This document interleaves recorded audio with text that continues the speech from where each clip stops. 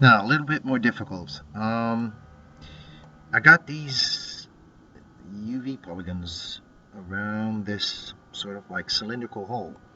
How am I going to map this? Because this should all be that wood texture from the siding. Um, if I go to the front view and I just give it the frontal projection, I get basically a line because all the UVs are in the same spot.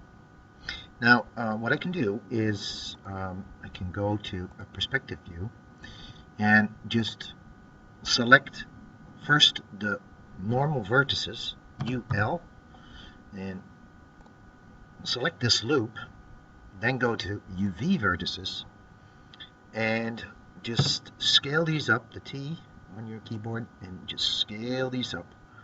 So you get this little band thing going.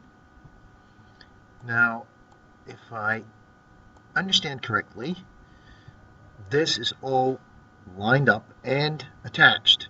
Now, if I just take two of these UVs, right here, and I'm just going to use unstitch UVs. That is actually going to detach the two UV polygons from each other, and I get this sort of ring with a hole in it.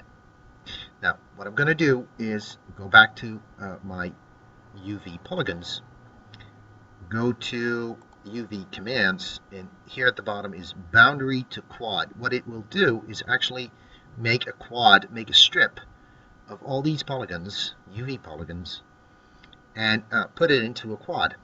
So I'm just going to zoom out so you can see the effect. And I'm just going to activate this command, and now I get this strip here. But that's actually good because now I can just scale it and put it over this part of the texture. So I'm just going to use the non-uniform scale and just going to scale it down like so. I'll scale it a little bit like this. It's a bit tricky. You have to practice this. And then use the E button to adjust the texture itself. And that's it. Now it's all lined up here. That's just the little trick. There's tons of it.